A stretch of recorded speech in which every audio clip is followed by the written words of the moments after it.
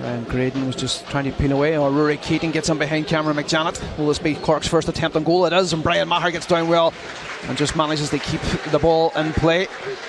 So first blood to Cork City, you could say, Gareth. Kind of create that horseshoe just outside the 18-yard box, so that anything that does come out, you just recycle it and you keep the constant pressure. And eventually, somebody in the Cork defence will turn off. They'll give a striker that half yard or a midfielder. Patrick McElhinney, sorry to cut across you there, Gareth, but I think it just opened up for him. There was he seen a space, he seen 5 or 6 yards, and he thought he would go for the attempt. He did go for it, but it was wide of James Corcoran's goal.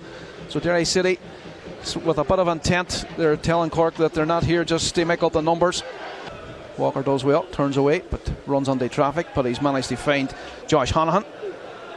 Honohan clears long downfield, but McElhinney will gleefully pick that up, and again goes for the audacious over the top to Ryan Graydon. Graydon gets ahead to it, and it's just a clash of heads on the edge of the 18-yard box, but he's pointed the penalties, but we should be able to see from the replay the Cork players are protesting with Mr. Colfer, but there certainly was a clash there, Gareth. We can just see that Patrick McElhinney picked things up. He had seen the run of Ryan Graydon, plays a long ball into the 18-yard box. Graydon on his eye on the ball, gets ahead to it. I think the Cork keeper just comes out and clashes into him there, Gareth. So it's Patching versus Corcoran in the 10th minute. Patching looks up, gives the keeper the eyes, and buries it into the top left-hand corner. 1-0 Derry City, first blood to the Premier Division output. Gareth. Absolutely fantastic penalty kick. If I had asked you and you didn't know that he missed his last one, you wouldn't have said that with the confidence. I mean, we normally see a little bit of a stutter with Patching. He tries to unbalance the goalkeeper and put it to the side that he's not going to, but he didn't take any chances there. He just wants to get in the back of the net and move on. This is probably what Cork didn't want. Dummigan to overlap from his right back position. Finds Graydon. Graydon shifts onto his left. Thought about the first time shot.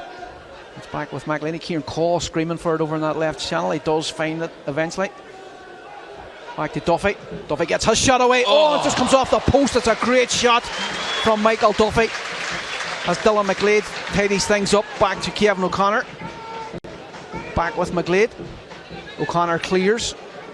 He used to do it really well when he was playing with Hoban at Dundalk. He used to just bounce it off him and get a shot away. There's very, very few players in the country that's got the directness, the guile to be able to do that. Again, Rory Keating, the target man for Cork City, but Mark Conley standing up. He thinks, oh, Keating's been sent off. Oh, I think he just left the studs on the top of Mark Conley's leg there. Mark Conley was just signalling to the referee that the studs were there. You can see him holding his left thigh.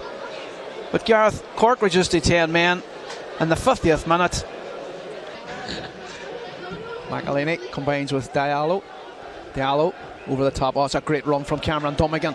His control is good under the on-rushing path.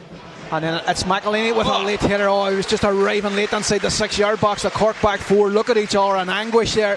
But I think if Patrick McElhinney had made any more contact and got his full neck muscles behind it, he could have bulged the back of the net, Gareth. Absolutely wonderful pass here by Diallo. First touch is good. He's waiting for players to get into the box.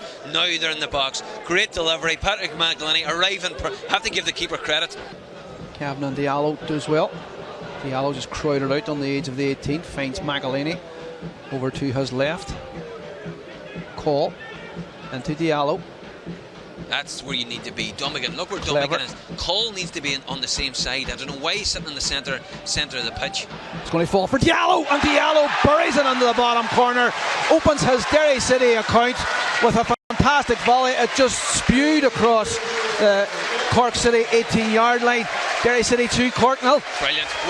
I asked the fullbacks to get forward to get the ball in the box. They got the ball in the box. Once it came back to Diallo, he has got great technique and he's rifled the ball right into the corner.